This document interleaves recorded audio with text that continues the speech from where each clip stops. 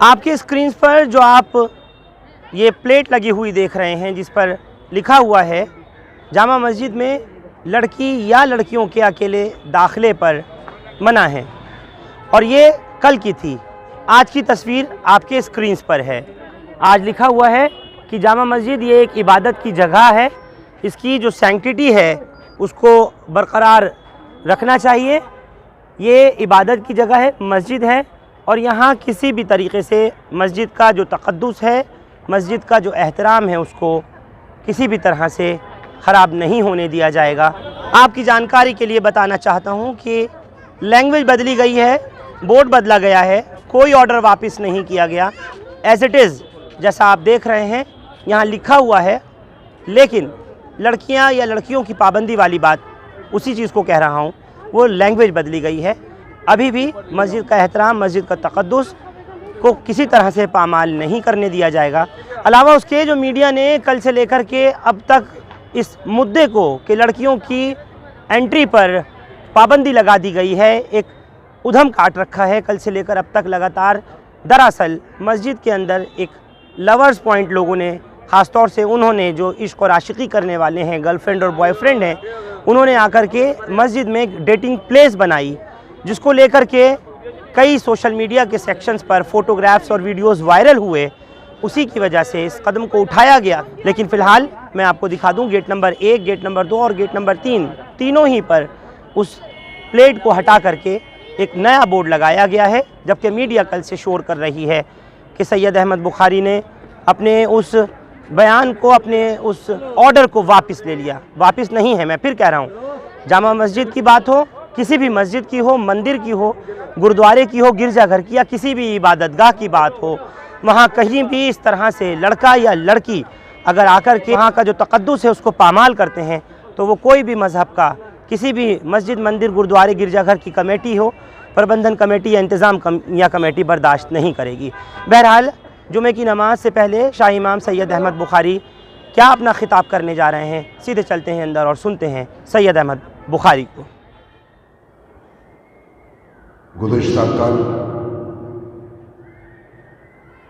जिस तरह मीडिया में जामे मस्जिद के ताल्लुक से जो खबरें सुबह से और रात तक आती रही, मैं इस ताल्लुक से आज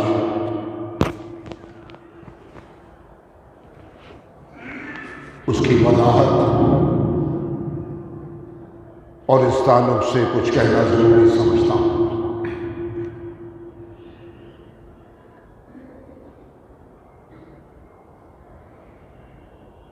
गुज़िश्ता दिनों सोशल मीडिया पर कुछ खबरें, कुछ वीडियोस जामे मस्जिद में जो नौजवान लड़के और लड़कियां आते हैं वो आए। मैं सोशल मीडिया को फॉलो नहीं करता, लेकिन कहीं ना कहीं से मुझे खबरें मिल जाती।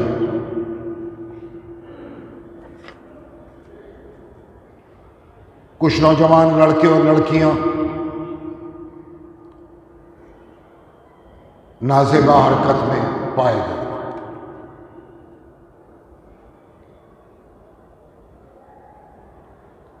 इस ताल्लुक से कुछ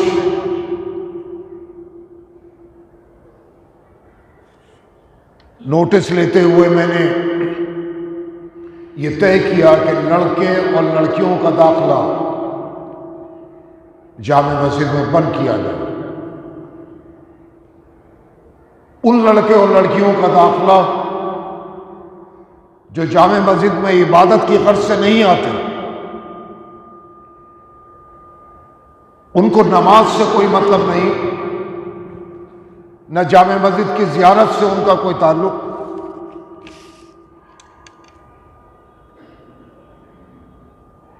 ऐसे लड़के और लड़कियों को नाज़ेबा हालत में जब पाया गया तो उनके खिलाफ एक्शन लिया गया और यह तय किया मैंने कि जामे मस्जिद में लड़का और लड़की जो अपने बुजुर्गों के साथ, अपने बड़ों के साथ, अपने फैमिली के साथ नहीं आएगा उसको दाखिले की इजाजत नहीं दी जाएगी।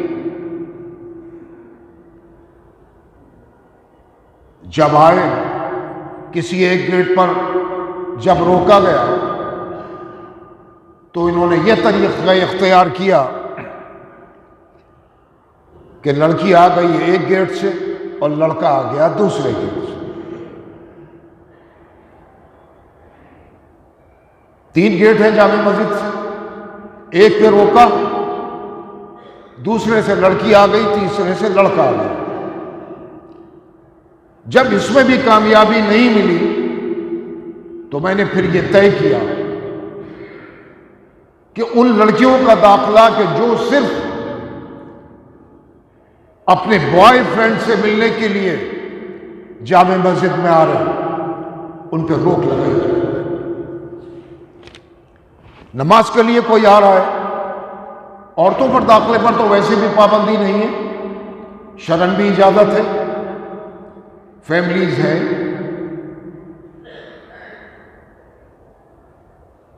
या पूरा ग्रुप है, आए नमाज पढ़ें, जामे मस्जिद की ज़ियारत करनी है करें, चले जाएं। लेकिन लड़की से जब ये पूछा जाए कि आप किस मकसद से मस्जिद में आप जा रही हैं, और जो वो ये कहे कि मैंने टाइम दिया है अपने बॉयफ्रेंड को, मैं उससे मिलने के लिए जा रही हूं, और गुलाब का फूल उसके हाथ में हो, तो ये मेरी नहीं, हर मुसलमान की ये जिम्मेदारी है कि ऐसी औरतों को, ऐसी लड़की को मस्जिद में दाखिल होने से रोका जाए। मस्जिद इबादत के लिए, नाज़ेबा हरकतों के लिए नहीं, ये पार्क नहीं है कि आपको खुली आजादी दे दी जाए कि मस्जिद में जाकर आप नाज़ेबा हरकतें करें और अपने किया गया इसको बर्दाश्त नहीं किया जाएगा। अव्वल तो मैं ये पूछता हूं, आप कौन होती हैं बर्दाश्त करने और न करने वाली? और आपको किसने ये इख्तियार दिया कि आप ये गलत फहमी मुल्क में पैदा करें कि औरतों का दाखिला जामे मस्जिद में बंद कर दिया गया, जबकि ऐसा नहीं था, न रोका जा सकता है। मस्जिद है, इबादत के लिए है, औरतें हों, फैमिलीज आए, आ सकती हैं, इबादत करें, मस्जिद देखें, इसका एहतराम करें, चली जाएं। लेकिन आप गलत फहमियां पैदा करें, क्योंकि इलेक्शन चल रहा है, इलेक्शन के दिन है, इधर मुसलमानों को आम आदमी पार्टी बेवकूफ बनाए और उधर हिंदू कैबिनेट को यह मैसेज दे कि हमने जामे मस्जिद के खिलाफ एक्शन ले लिया। आप होती कौन है? आपकी हैसियत क्या है? और आपके नोटिस की हैसियत क्या है? नेशनल महिला आयोग होती तो हमें समझ में आता, हम उसका जवाब देते। आप सर ऊंचा करके कह रही हैं कि मैंने अहमद बुखारी को नोटिस दे दिया। ऐसे नोटिस सुबह से और शाम तक 36 आते हैं और अहमद बुखारी को कोई परवाह नहीं ऐसे नोटिसों की।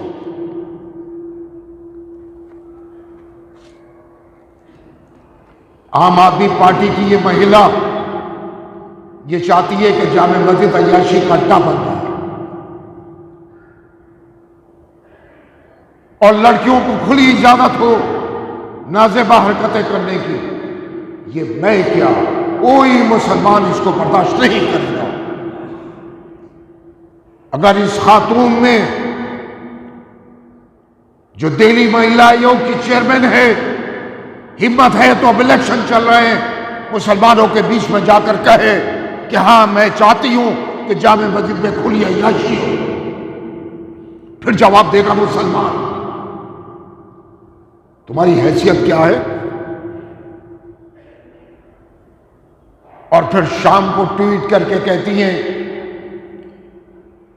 कि मैंने जामे मस्जिद के दरवाजों पर जो नोटिस लगे हुए थे उनको हटवा दिया। मोहतरमा, इस खुशफहमी में मत रहिए, आपकी कोई हैसियत नहीं। नहबत बुखारी तुम्हारी हैसियत कुछ समझता है। वो सिर्फ और सिर्फ दिल्ली के लेफ्टिनेंट गवर्नर का जब मेरे पास फोन आया तो उनके कहने पर मैंने वो नोटिस बोर्ड हटवाया। उनका कहना था कि चूंकि सुप्रीम कोर्ट के कुछ ऑर्डर्स हैं खवातीन के औरतों के ताल्लुक से, इसलिए इस नोटिस बोर्ड का लगाना मुनासिब नहीं होगा। मैंने वो हटवा कर आज दूसरे नोटिस बोर्ड लगवा दिए। वो हटवा कर दूसरे लगवाए हैं मैंने, और उसमें ये वादे है कि जामे मस्जिद के तक़द्दुस को पामाल, जामे मस्जिद के तक़द्दुस को हर हाल में कायम रखना है, और अगर कोई भी इस जामे मस्जिद के तक़द्दुस को पामाल करेगा तो उसको बर्दाश्त नहीं किया जाएगा। ये नोटिस लग गए, जबान बदल दी उसकी। ये मैंने लेफ्टिनेंट गवर्नर के एहतराम में, उनके कहने पर, उनके फोन करने पर किया।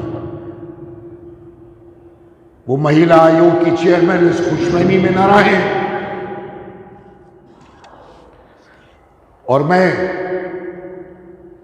उस दिल्ली महिला आयोग की चेयरमैन से अगर ये सवाल करूं कि महाकाल मंदिर जो मध्य प्रदेश में है, उसने अभी कुछ ऑर्डर पास किया था कुछ दिन पहले, उस पर इस खातून की जबान नहीं खुली। उस पर भी तो बोलती, जो महाकाल मंदिर ने एक नया फैसला लिया, और फैसला गलत नहीं है, सही है, लेकिन उस पर जबान नहीं खुली इसकी। मुसलमान निशाने पर हैं इस आम आदमी पार्टी पर, जो दो,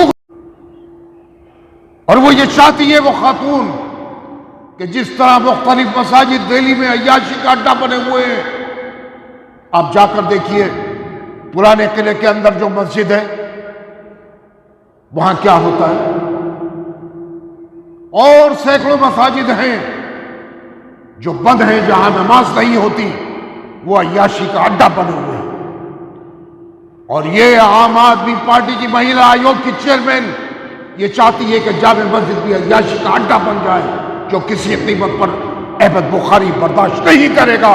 और मैं क्या, हिंदुस्तान का मुसलमान, हिंदुस्तान का बच्चा बच्चा इस किसी भी मस्जिद के तक़द्दुस को पामाल नहीं होने देगा।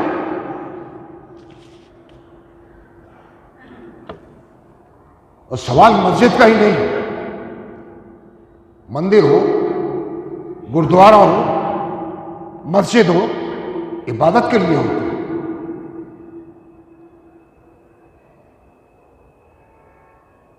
आप या कोई भी शख्स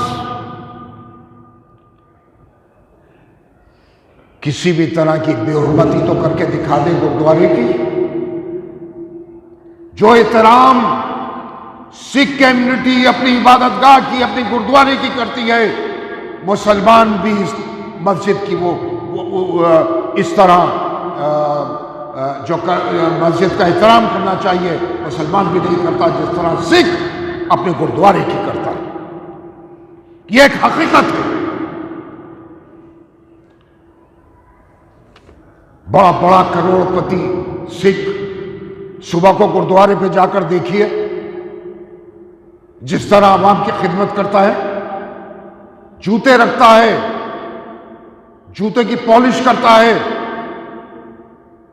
जख्मियों की पट्टी करता है, उनकी तीमारदारी करता है। ये जज्बा सिख कम्युनिटी में है जो काबिल तारीफ है। हमने कभी किसी मंदिर में भी नहीं सुना कि वहां इस तरह की बेहुरमती की जाती हो, जिसकी हिमायत आम आदमी पार्टी की महिला आयोग की चेयरमैन कर रही है। लोग जाते हैं मंदिर में, मत्था टेकते हैं, वापस आ जाते हैं, एहतराम करते हैं। लेकिन मस्जिद का एहतराम जहां हम पर लाजिम और फर्ज है, वहां दूसरों पर भी। वर्शिप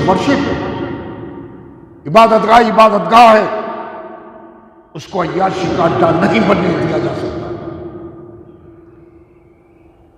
अगर ये मंदिर में हो तो गलत है, और गुरुद्वारे में तो कोई सवाल ही पैदा नहीं होता, और मस्जिद में हो तो गलत है।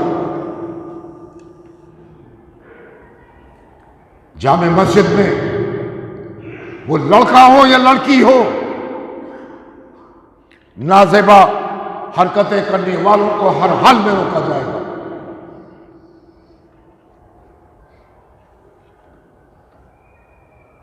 मस्जिद के तकद्दुस को, मस्जिद की सैंक्टिटी को कायम रखना हम सबका फर्ज है।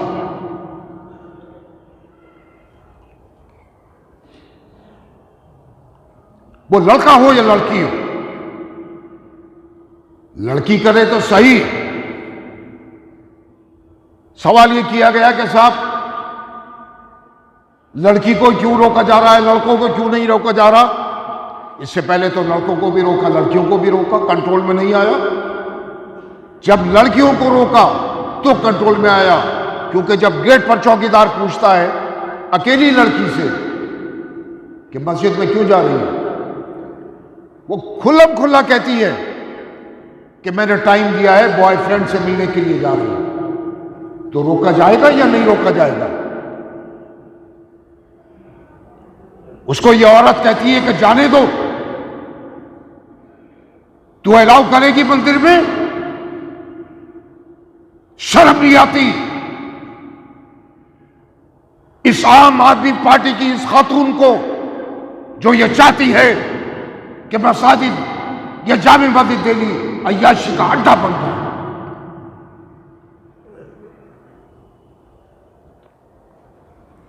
आए ना, जैसे मैंने अभी पहले कहा,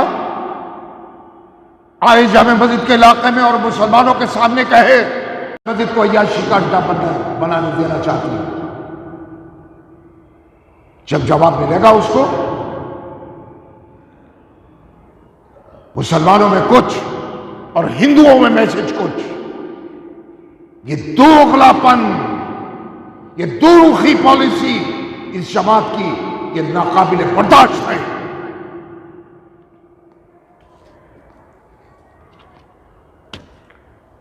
भाई जामे मस्जिद में नमाज के लिए किसी पर पाबंदी नहीं लगाई जा सकती, वो औरत हो या मर्द हो। नमाज के लिए कोई कहता है जाइए, ज़ियारत के लिए कोई कहता है कोई रोक नहीं है। और जामे मस्जिद तो वो जगह है कि जहां हिंदुस्तान भर से लोग आते हैं। हालात हिंदुस्तान के खराब होते जा रहे हैं, कहीं और जाने में उसको खतरा महसूस होता है। हिजाब एक मसला बन गया है, बुर्का एक मसला बन गया है इस मुल्क में। वो अपने आप को महफूज समझती है वो फैमिली। जामे मस्जिद आई, मुख्तलिफ शहरों से आते हैं रोजाना। जामे मस्जिद में आए, उन्होंने सामान रखा, नमाज पढ़ी, जामे मस्जिद की जियारत की, कुछ खाना खाया, उसके बाद चले गए मार्केट में या किसी फंक्शन में जाना है, यहां रुक के थोड़ी देर, उसके बाद वो फंक्शन में चले गए। इलाके की मैं बात करूं कि जिनके घर छोटे छोटे हैं, एक कमरे में पूरी फैमिली रह रही है। अगर मैं ये कहूं कि एक जीने के नीचे मियां और बीवी रहते हैं, सिर्फ जीने के नीचे, जहां धूप का नामो निशान नहीं, वो लोग आकर थोड़ी देर जामे मस्जिद में धूप ले लेते हैं।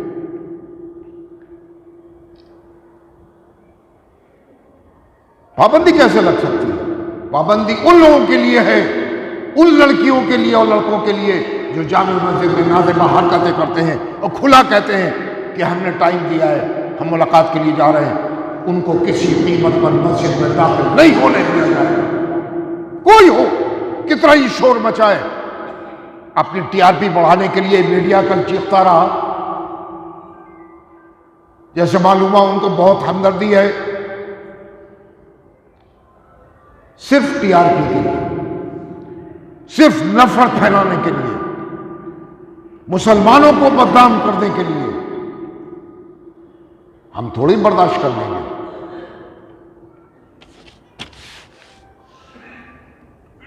अब मैं कुछ बात करना चाहता हूं अपने नौजवानों से, अपने बुजुर्गों से, जो मुआशरे में, समाज में जो बुराइयां फैली हैं, जो बढ़ती जा रही हैं, और वो चीज गैरों के लिए हथियार बनता जा रहा है। हमारी और आप सबकी जिम्मेदारी है कि उससे नौजवान लड़के और लड़कियों को रोका जाए।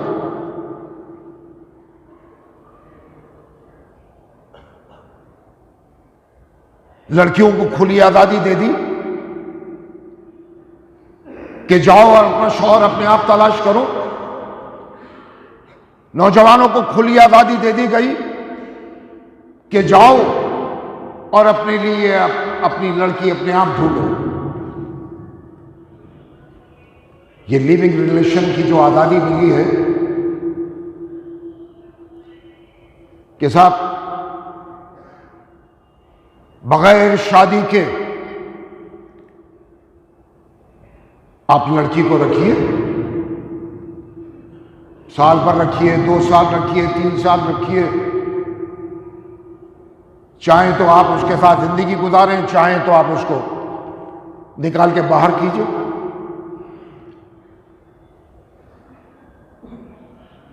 इस अमल ने और हुकूमत के इस फैसले ने समाज में जो बुराइयां पैदा की हैं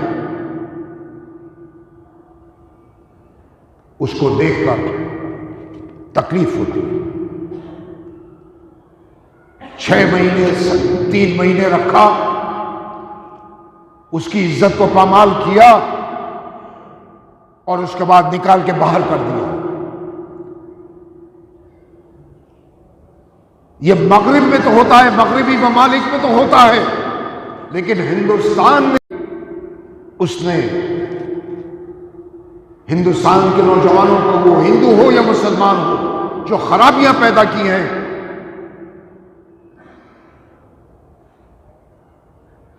वो आपके हमारे लिए निहायत तकलीफ थी।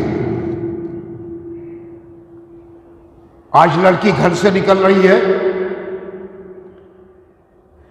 मां बाप नहीं पूछ रहे कि तू कहां जा रही है, सुबह जा रही है, रात को वापस आ रही है, किस फील्ड में है, किन लड़कों के साथ अपना दिल बिता रही है। ये जिम्मेदारी आपकी और हमारी है कि उन नौजवान लड़के और लड़कियों पर रोक लगाएं।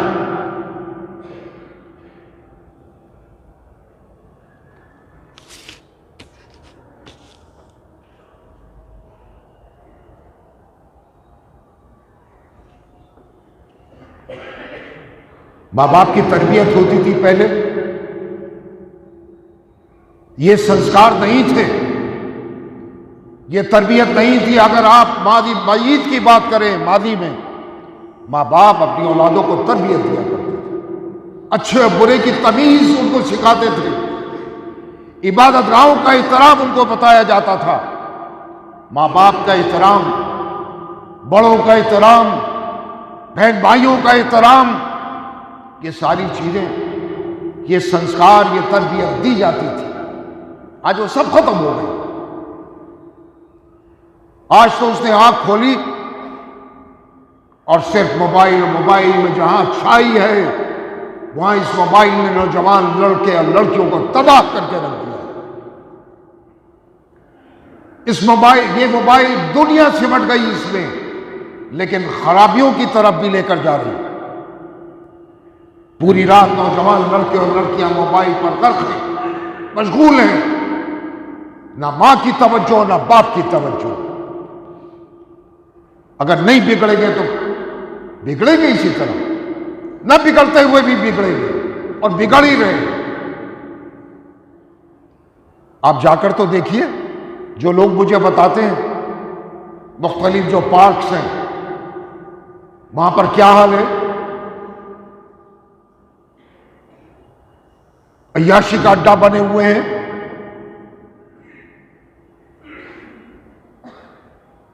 और आज के नौजवान और लड़के और लड़कियां, मैं सबको नहीं कह रहा, लेकिन एक बड़ी तादाद है जो शराब नौशी अय्याशी इसमें मशहूर है। 16 साल का लड़का, 16 साल की लड़की शराब में मस्त है, और लड़कों का तो कुछ कहना ही नहीं है। क्या ये मां बाप की जिम्मेदारी नहीं है कि इससे उनको रोके? कितने ही बाप मुझे फोन करते हैं और मिलते हैं और रोते हैं अपने औलादों की हालात को देखकर।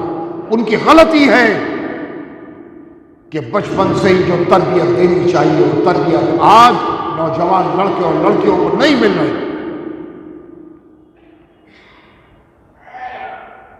जिसका गम मां बाप को उन औलादों के बड़े होने के बाद सताता है कि अगर हमने इनको सही तरबियत दी होती तो आज इस हाल में ये लड़के और लड़कियां ना होते।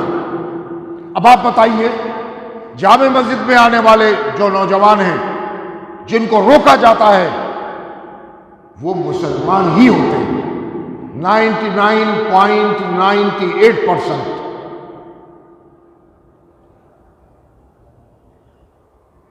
अभी मैं बता रहा हूं, अजान से 1 घंटे पहले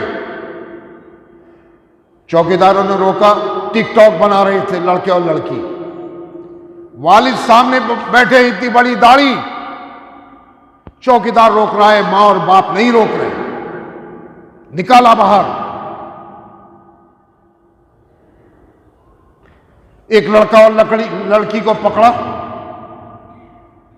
जो वीडियो आई थी, वीडियो बनाने वाले को तो चाहिए था सबसे पहले उसको रोकता, ना कि वीडियो बनाता। उनको चौकीदार पकड़ कर लेकर आया। एक वीडियो तो उसमें बहुत पुरानी थी, 1.5 साल पुरानी, और एक नई थी। उनको जब दफ्तर में लाया गया, मां बाप को बुलाया, बाप और चचा है, सरजनिश की तो उन्होंने नहीं दी। एक और लड़का लड़की को पकड़ा, घर पे फोन किया लड़की के, तो मां कहती है हाँ वो जामे मस्जिद के इलाके में खाना खाने गए थे, अगर जामे मस्जिद में बैठ के बातें कर रहे हैं तो क्या हर्ज है। ये मां के अल्फाज।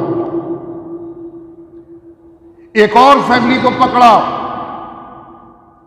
खाला साथ में, फुप्पी साथ में, खालू साथ में, 5-6 लड़कियां। चौकीदार पकड़ के लेकर आए, नाचने खड़े हो गए थे टिकटॉक बनाने के लिए। जो नई मुसीबत खड़ी हुई है टिकटॉक की,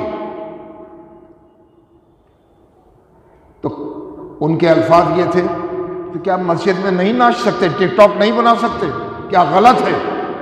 ये मां कह रही है, ये औलादें कह रही है, ये है औलादों की तरबियत। इतने कितने ही वाकयात हैं। हजारों लोग हैं जो आ रहे हैं सुबह से शाम तक जामे मस्जिद में। एहतराम करना मस्जिद का तो सबका फर्ज है। अब एक आदमी के पीछे एक चौकीदार तो नहीं लगाया जा सकता। मस्जिद में आए, चप्पल ले ली, यूं फेंक दी, डाल दी। कौन कर रहा है? मुसलमान।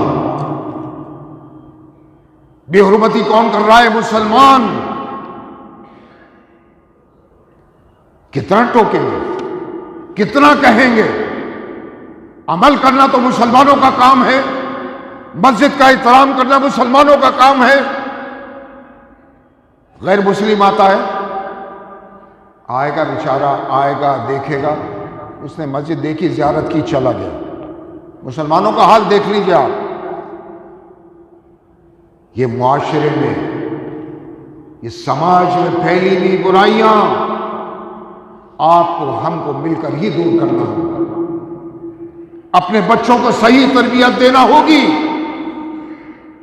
जो आज बुराइयों में पड़े हुए हैं, जिनको मजहब से कोई मतलब नहीं,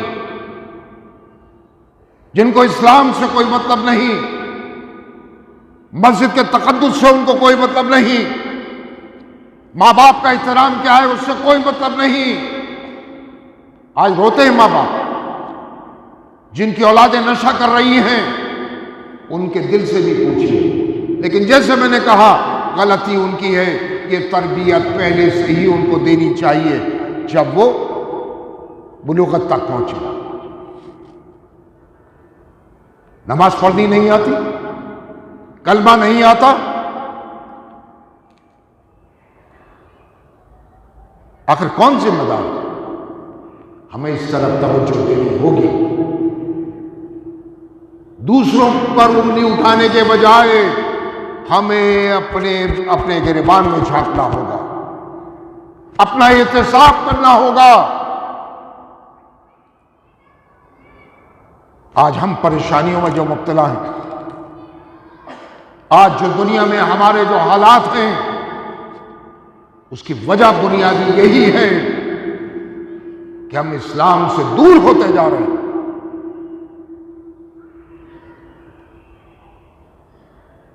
तो मैं अपने बुजुर्गों से और ख़ास तौर से अपने नौजवानों से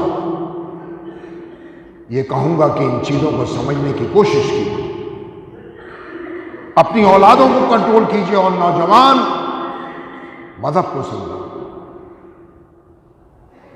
माँ बाप का एहतराम, बहन भाइयों का एहतराम, मस्जिद का तक़द्दुस, बुराइयों से दूरी, इससे उनको बचना होगा।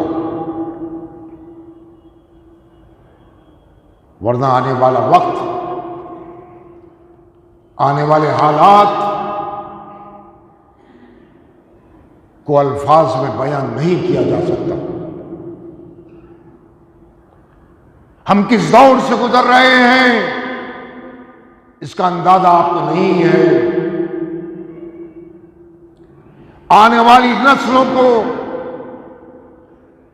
किन किन हालात का सामना करना पड़ेगा, इनको अल्फाज में बयान नहीं किया जा सकता। तो मेरे बुजुर्गों और नौजवानों, ये वक्त, ये दौर जिससे हम गुजर रहे हैं, इसको समझो। जिन हालात से हम गुजर रहे हैं उसको समझने की कोशिश कीजिए। ये मोबाइल जहां तरक्की का एक जरिया है, वहां बर्बादी का भी जरिया बन गया है। रातों को लड़के और लड़कियां मशगूल हैं मोबाइल में। माँ बाप को पता है कि वो क्या देख रही है, क्या सुन रही है। इसने मुआशरे को तबाह बर्बाद कर दिया। आंख खुली नहीं कि नौजवान के हाथ में मोबाइल दे दिया। अगर नहीं बिगड़ेगा तो क्या होगा? न बिगड़ते हुए भी बिगड़ेगा। ये हमारी और आपकी जिम्मेदारी है। इस नई नस्ल को तबाह और बर्बादी से बचाना होगा।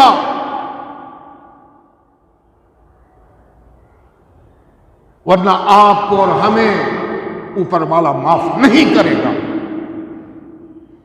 मेरी बात कड़वी हो सकती है, लेकिन हकीकत यही है जो मैं आपके सामने अर्ज कर रहा हूं।